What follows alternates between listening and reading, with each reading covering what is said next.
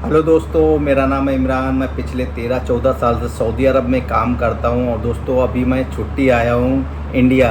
दोस्तों बहुत से लोगों का सवाल रहता है कि इमरान भाई ये बताइए, सऊदी अरब जाने के लिए हमें कम से कम कितनी सैलरी मिलना चाहिए और हम कम से कम कितनी सैलरी में हमें जाना चाहिए सऊदी अरब, ताकि जो है हमारा कुछ फ़ायदा हो। ऐसा ना हो वहाँ पर जाने के बाद मुझे कम सैलरी मिले, बाद में मुझे पछतावा हो कि इतने पैसे तो हम इंडिया में ही कमा लेते थे। तो दोस्तों हमने सोचा क्यों ना जो है इन सवालों के भी जवाब भी आपको दे दिए जाएँ। आपको कम से कम कितनी सैलरी में जाना चाहिए सऊदी अरब, गल्फ़ कंट्री। ठीक है दोस्तों।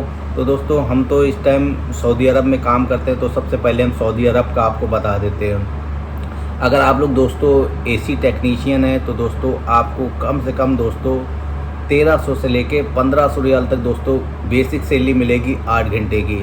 दोस्तों ओवर टाइम कंपनी का अलग अलग रूल रहता है। किसी कंपनी में ओवर टाइम मिलता है, किसी कंपनी में ओवर टाइम नहीं रहता है। तो दोस्तों आप लोग ओवर टाइम मान के मत चलिए, क्योंकि आप यहाँ से सोच के जाएंगे मुझे 1500 रियाल मान लो सैलरी मिलेगी और प्लस ओवर टाइम वगैरह मिलेंगे तो हमें 2000 सैलरी मिल जाएगी।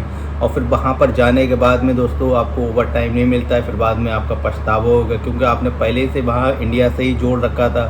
500 रियाल हमारा ओवर टाइम मिल जाएगा, 1500 riyal salary plus 2000 riyal salary हमको मिल जाएगी। तो दोस्तों फिर वहाँ पर जाने के बाद में ओवर टाइम नहीं मिलता है, फिर आपको जो है पछतावा होता है। आप सोचते हैं इससे अच्छा तो हम इंडिया में ही काम करते थे, इतने पैसे तो हम इंडिया में ही कमा लेते थे। तो दोस्तों ओवर टाइम जोड़ के मत जाइए अगर आप लोग सऊदी अरब जा रहे हैं। अगर आप लोग एसी के काम में जा रहे हैं या इलेक्ट्रीशियन या प्लम्बर XYZ किसी भी काम में अगर आप लोग जा रहे हैं तो आपको बेसिक सैलरी 8 घंटे की 1300 से लेके 1500 रियाल तक दोस्तों सैलरी मिलेगी। 1500 रियाल तक दोस्तों आपको सैलरी मिलेगी और प्लस दोस्तों आपको जो है रूम मिलेगा और आने जाने का दोस्तों 2 साल के बाद में टिकट मिलता है। ठीक है दोस्तों। अगर आप लोग 1500 रियाल से कम में अगर आप लोग जा रहे हैं 1200 रियाल में, तो दोस्तों आप लोग बिल्कुल भी मत जाइए। आपका कोई भी फ़ायदा नहीं होगा 1200 रियाल सैलरी में, क्योंकि दोस्तों अगर आपका 20 से 25 हज़ार रुपये अगर आपका गल्फ़ कंट्री में नहीं बचता है तो आपका जाने से कोई फ़ायदा नहीं। क्योंकि आप लोग 1-1.5 लाख रुपये अगर आप लोग लगा के जाते हैं तो 10-12 हज़ार रुपये अगर आपको बच रहे हैं तो क्या फ़ायदा है जाने से। तो इसीलिए दोस्तों आपको कम से कम सैलरी 1500 रियाल मिलना चाहिए। एजेंट से दोस्तों आपको बोल के रखना है मुझे कम से कम सैलरी 1500 रियाल मिलना चाहिए, इससे कम सैलरी दोस्तों नहीं मिलना चाहिए अगर आप लोग किसी भी ऑफिस से जा रहे हैं। क्योंकि ऑफिस वाले वहाँ बोल देते हैं आपको ओवर टाइम मिलेगा, इतना ओवर टाइम मिलेगा, उतना ओवर टाइम मिलेगा, आप लोग 50,000 कमा लेंगे, 60,000। दोस्तों ऐसा कुछ भी नहीं है। अगर आपको 1500 रियाल दोस्तों बेसिक सैलरी 8 घंटे की मिल रही है तो दोस्तों आप लोग आराम से चले जाइए। अगर आपको 1200 रियाल सैलरी मिल रही है दोस्तों तो दोस्तों आप लोग बिल्कुल भी मत जाइए, क्योंकि 1200 रियाल में आपका कोई फ़ायदा नहीं है। ठीक है दोस्तों। तो ये तो हो गई सैलरी की बात। दूसरी बात दोस्तों बात कर लेते हैं आपका ख़र्च कितना आएगा। आपको अगर आप लोग अगर ऑफिस से जा रहे हैं तो आपको कितना मिनिमम आपका ख़र्च आएगा। दोस्तों अगर आप लोग आपका पासपोर्ट ECR है, जैसे ECR अनपढ़ वाला पासपोर्ट, 2 तरह के पासपोर्ट होते हैं, कि ECR पासपोर्ट होता है कि ECNR पासपोर्ट होता है।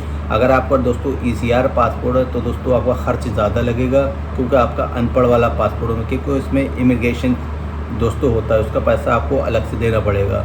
अगर आपका पासपोर्ट ECNR है, मतलब इमिग्रेशन चेक रिक्वायरमेंट नहीं है, तो दोस्तों आप लोग जिसमें बता देते हैं ECNR पासपोर्ट क्या होता है। ECNR पासपोर्ट वो होता है जिसमें आपने हाई स्कूल की मार्कशीट लगाई है। अगर आपने हाई स्कूल की मार्कशीट लगाई है तो आपका 20,000 रुपये दोस्तों बच जाएगा। ठीक है दोस्तों। तो ये बात हो गई पासपोर्ट की। दूसरी बात कर लेते हैं आपको एजेंट को कितने पैसे देना चाहिए। दोस्तों कम से कम आपको दोस्तों इस टाइम अगर आपका पासपोर्ट ECR पासपोर्ट है तो दोस्तों आपका 70 से 80 हज़ार रुपये दोस्तों लग जाएगा, क्योंकि अभी बहुत महंगाई हो गई है यहाँ पर भी, क्योंकि फ़्लाइट का टिकट भी महंगा है, हर चीज़ दोस्तों महंगी हो गई। तो मिनिमम आपकी जो है 70 से 80 हज़ार रुपये दोस्तों आपका ख़र्च आ जाएगा। अगर आप लोग अच्छी कंपनी में जाते हैं, आपको जल्दबाजी बिल्कुल भी नहीं करना है। आपको किसी अच्छे ऑफिस में जाकर इंटरव्यू वगैरह देना है। जिस ऑफिस से अगर आप लोग जा रहे हैं अगर उसने इंटरव्यू नहीं करवाया तो दोस्तों समझ लो वो फ्रॉड है। अगर जिसने जो है इंटरव्यू वगैरह करवाया है तो दोस्तों वो जेन्युइन है, क्योंकि जो बड़ी बड़ी कंपनियां होती हैं वो पहले से ही इंटरव्यू करवाती हैं, क्योंकि अब ऐसा ना हो आप काम हम सीखे हुए नहीं हैं और फिर बाद में वहाँ पर चले जाते हैं, आपको फिर दिक्कत होती है, क्योंकि फिर वो दूसरे काम में आपको लगा देगा। आपको काम अच्छे से काम सीख कर के जाना है सऊदी अरब। अगर आप लोग जो है अच्छे से काम सीख कर के जाएंगे तो जिस काम में बोला है उसी काम में आपको वही काम आपको दोस्तों मिलेगा। और दोस्तों अगर आप लोग काम थोड़ा बहुत सीख के जाते हैं, फिर बाद में वहाँ पर जाके टेस्ट होता है सऊदी अरब में, तो अगर आप लोग पास नहीं कर पाते फिर वह आपको दूसरे काम में लगा देगा, सैलरी भी कम देगा। फिर बाद में आप बोलते हैं एजेंट ने मुझे फंसा दिया या किसी ने मुझे वीज़ा दिया उसने मुझे फंसा दिया। तो दोस्तों आपको ऐसा नहीं करना है, आपको जो है अच्छे से काम सीख करके जाना है, फुल काम सीख करके जाना है। अगर आप लोग हेल्पर के काम में जा रहे हैं तो कोई दिक्कत नहीं, अगर आप लोग फुल काम में जा रहे हैं जैसे एसी के काम में जा रहे हैं तो आपको बढ़िया से काम सीख के आना है, तभी आप लोग सऊदी अरब आइए। वरना दोस्तों अगर आप लोग थोड़ा बहुत काम सीखे हुए होंगे फिर वहाँ पे आपको दूसरा काम करवाया जाएगा। तो दोस्तों आपको हमारा वीडियो कैसा लगा, अच्छा लगा हो तो एक लाइक कर दीजिएगा। पहली मर्तबा हमारे दोस्तों चैनल पे आएँ तो सब्सक्राइब ज़रूर कर दीजिएगा। हम जॉब के रिलेटेड वीडियो लेकर के आते रहते हैं। और एक कमेंट करके बताना आप लोग किस जॉब में जाना चाहते हैं, हम दोस्तों उसके ऊपर फुल वीडियो बनाएंगे और आपको बताएंगे कौन सी कंपनी में आपको जाना चाहिए और कितनी सैलरी है दोस्तों इस कंपनी में मिलती है। तो मिलते हैं इस नेक्स्ट वीडियो में, जब तक के लिए अल्लाह हाफ़िज़। दुआओं में याद रखना, हमारे चैनल को सब्सक्राइब करके ज़रूर जाना।